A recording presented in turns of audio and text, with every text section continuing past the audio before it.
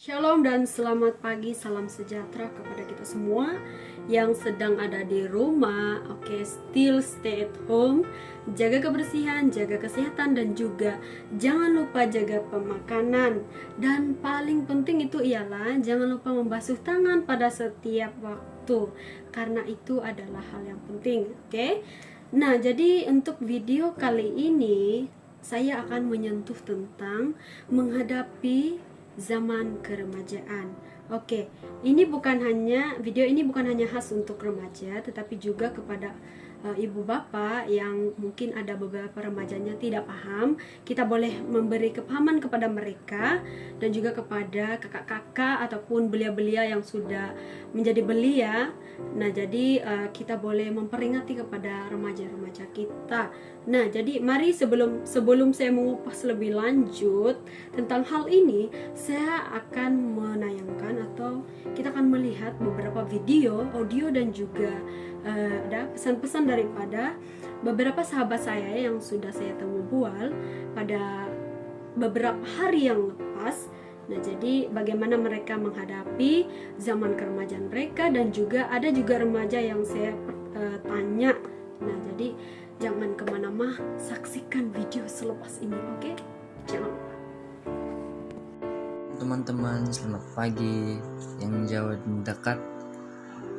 Dengar perkongsian atau sharing saya pada pagi hari ini. Waktu umur saya remaja dulu, apa yang perkara negatif yang saya lakukan dan macam mana saya buang 5 perkara ini dalam tempo masa yang lama, ya. Nah, perkara-perkara yang buruknya pernah saya buat dulu. Saya ini seorang yang perokok, peminum juga, pembuli. Saya sebagai abang tidak menjadi contoh yang baik untuk adik-beradik saya, dan juga terakhir saya tidak peduli tentang keluarga saya. Nah, bagaimana saya buang 5 perkara ini? Saya perlukan 2 hingga 3 tahun ataupun 3 tahun hingga 4 tahun begitu. Saya buang semua perkara ini. Itu bukan mudah, perlu proses yang sangat sakit bagi saya, proses. Nah, cara saya membuang perkara ini, saya telah berjumpa dengan kawan yang baik yang membangun. Nah, yang kawan baik itu atau kawan yang membangun itu adalah abang sepupu saya sendiri. Nah, dia ini sekarang belajar di STS. Nah, saya rahasiakan nama dia. Dia sangat baik, ya. Dia memberi motivasi ataupun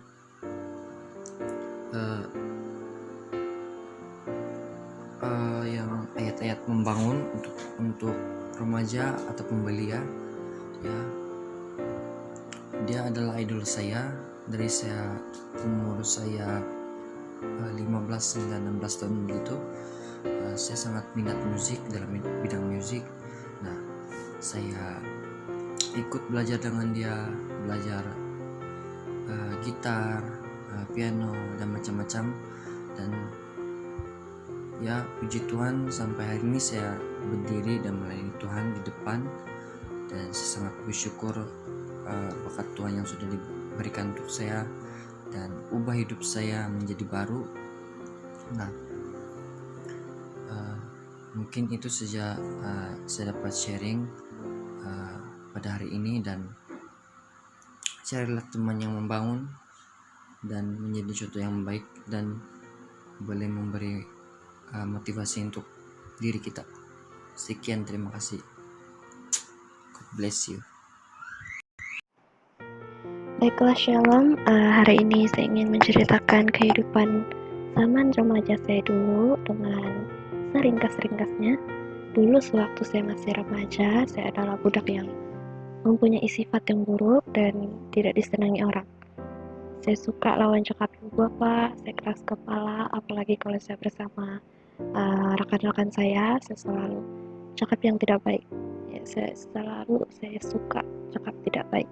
Saya juga adalah orang panas-paran, ya, saya cepat marah. Suasana saya apabila bersama dengan rekan-rekan saya lain, dengan keluarga saya juga lain. Suasana itu berbeda. Saya lebih suka kalau saya bersama rekan-rekan saya dibandingkan dengan keluarga saya. Sudah pasti saya merasa lebih bebas dan selesa kalau saya bersama dengan kawan-kawan saya. Nah, sehingga suatu hari saya ditegur oleh mama saya sendiri, tetapi saya tidak peduli. Saya cuma cakap, masa mama saya cakap banyak, dia tegur saya cuma cakap, biarlah sebegini. Sampailah saya sendiri sadar dan merenungkan sifat-sifat saya yang dulu. Keluarga saya semakin membiarkan saya, ya, mereka tidak peduli apa yang saya buat. Saya membaca firman Tuhan sewaktu ibadah di gereja dan selalu mendengar khotbah oleh pendeta gereja kami. Disitulah saya sadar dan berdoa kepada Tuhan, karena dulu saya juga adalah anak yang malas berdoa dan melibatkan diri di gereja adalah sangat jarang. Sehingga saya membesar sampai sekarang, saya menjadi belia. Saya berusaha pelan-pelan untuk mengubah cara hidup saya. Saya semakin mendekatkan diri dengan Tuhan dan juga keluarga saya. Dan saya merasa tujuan hidup saya adalah membahagiakan ibu bapak saya dan meluangkan masa dengan mereka sebaik-baiknya. Karena bagi saya, waktu Tuhan pasti yang terbaik. Tuhan tidak pernah meninggalkan umatnya, dan saya juga mulai melibatkan diri dengan pelayanan di gereja saya agar saya dapat melupakan sifat-sifat lama saya yang tidak baik. Nah, dan terakhir sini kita percaya untuk Tuhan tidak ada yang mustahil kalau kita sungguh-sungguh melakukannya untuk Tuhan. Bukan hanya kita berdoa dan berharap kepada Tuhan, tetapi kita sendiri juga mestilah berusaha melakukan yang terbaik untuk diri kita. Nah, itu saja dari saya untuk kehidupan zaman remaja saya dengan ringkasnya. Thank you and God bless you all. Baiklah, Shalom. Terima kasih untuk kesempatan yang diberi untuk saya share pengalaman zaman remaja saya.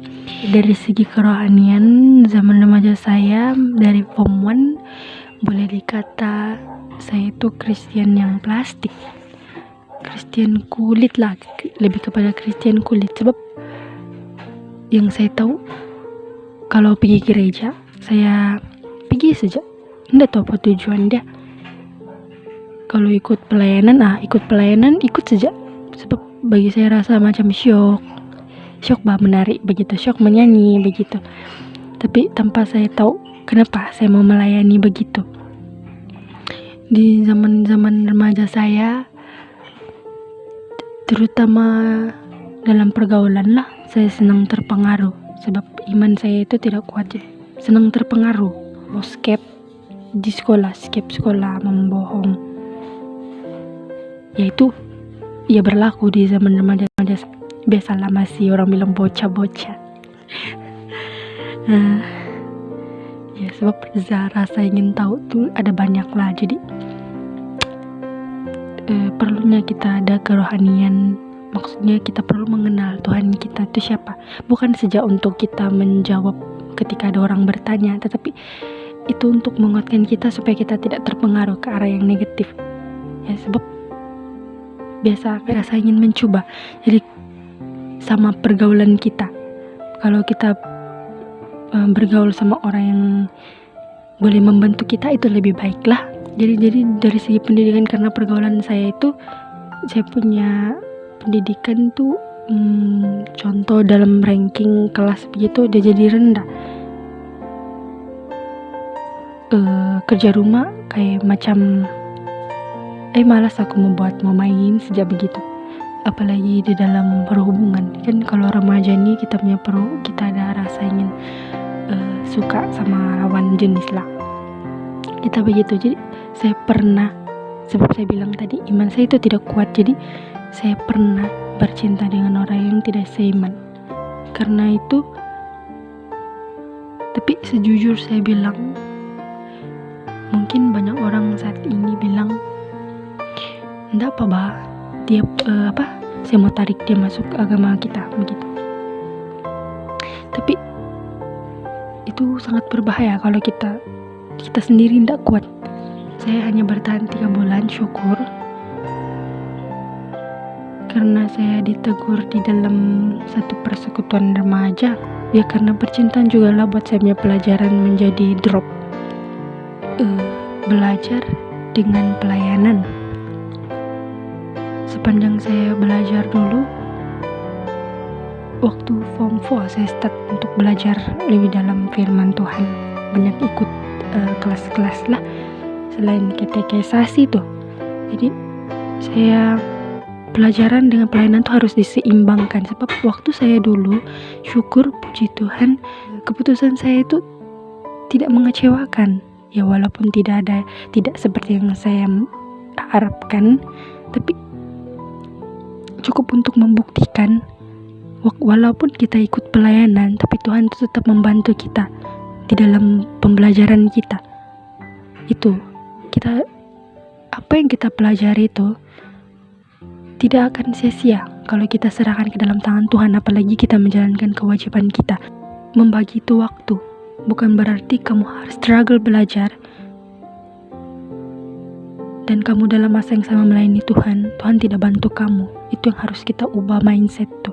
Jadi adik-adik semua, saya harap kamu pun tidak seperti begitu. Kamu tahu Tuhan itu selalu menyertai kita. Kamu harus yakin dengan apa yang kamu pelajari selama ini.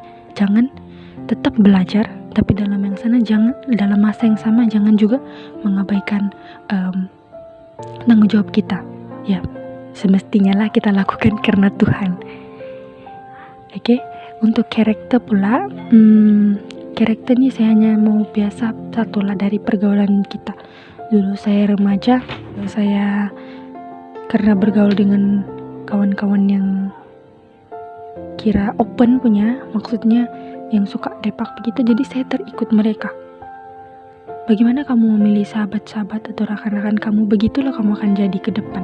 Tapi syukur sebab form 4 saya start, form 3 ya ada sesuatu yang berlaku membuat saya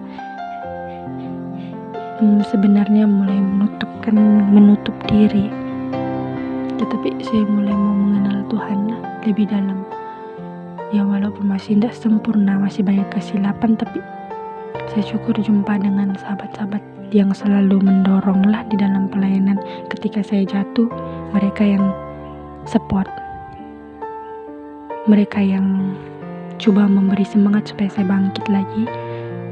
Jadi bagaimana sama dari diri kita sendiri, bagaimana kita mengubah kebiasaan buruk kita menjadi lebih baik. Ya semoga sharing saya ini agak panjang pula dapat memberkati adik-adik semua yang mendengar lah. Terima kasih, Tuhan memberkati.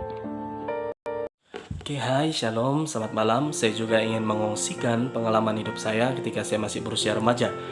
Jujur, secara pribadi, ketika saya berusia remaja, mungkin sekitar 16, 17, ataupun 18 tahun begitu, saya sudah melibatkan diri di dalam pelayanan, khususnya di dalam pujian, backup, dan juga MC. Itulah pelayanan yang saya selalu ambil. Tetapi, yang saya mau kongsikan di sini adalah sangat penting untuk kita menjaga hubungan kita dengan Tuhan ataupun persekutuan kita dengan Tuhan. Saya tidak pernah melakukan 3 hal ini. Dimana yang pertama, saya jarang membaca firman Tuhan, membaca Alkitab. Dan yang kedua, saya jarang berdoa, saya tidak pernah berdoa. Dan yang ketiga, saya tidak pernah bercerita tentang Tuhan di dalam hidup saya, secara pribadi. Nah, sampai di satu saat, saya mengalami di dalam situasi yang betul-betul menekan saya. Di dalam situasi yang betul-betul membuatkan saya stres, tekanan, kecewa, begitu. Nah, saya percaya setiap kita, kalau kita kehilangan sesuatu, kalau kita harta ke benda yang kita sayang, apalagi orang yang kita sayang, kalau kita kehilangan itu, pasti kita akan kecewa dan sakit hati. Begitu juga saya sakit hati betul. Saya sakit hati sampai di satu saat saya katakan Tuhan tidak pernah ada dan Tuhan tidak pernah memperhatikan saya. Kalau Tuhan ada, kenapa dia membiarkan saya sakit hati? Kenapa dia membiarkan saya kecewa, kan? Nah, sampai saya pergi cari minuman, saya minum, saya menangis di sana, saya luahkan perasaan saya di sana. Sampailah satu saat Tuhan menyadarkan saya dengan beberapa pribadi. Mereka menegur saya, Tuhan sebenarnya ada. Tuhan tidak pernah meninggalkan kau, dia bilang. Nah, di sana saya mulai sadar, saya mulai ingat bahwa sebenarnya sayalah yang semakin jauh daripada Tuhan. Bukan Tuhan yang semakin jauh daripada saya. Saya yang kehilangan Tuhan. Saya yang menghilangkan diri daripada Tuhan. Tidak pernah bersekutu dengan Tuhan. Hubungan saya dengan Tuhan semakin renggang. Nah, sampailah satu saat saya kembali kepada Tuhan. Saya mulai berdoa. Saya mulai membacakan firman Tuhan. Bahkan saya mulai menceritakan tentang Tuhan di dalam hidup saya. Nah, puji Tuhan, sampai saat ini Tuhan memakai saya sebagai pelayan Tuhan, baik pimpin pujian, MC, bahkan backup singer. Puji Tuhan sampai saat ini. Dan saya juga ingin memberikan dorongan, bahkan semangat untuk rekan-rekan yang di luar sana. Ketika kita berada di dalam situasi yang betul-betul mengecewakan kita, ingatlah bahwa Tuhan selalu ada dengan kita. Saya akan memberikan kita ayat firman Tuhan di dalam Mazmur 31 ayat 18. Tuhan itu dekat kepada orang-orang yang patah hati, dan Ia menyelamatkan orang-orang yang remuk jiwanya. Nah, puji Tuhan, terima kasih, dan Tuhan Yesus memberkati kita semua. Terima kasih. Mengapung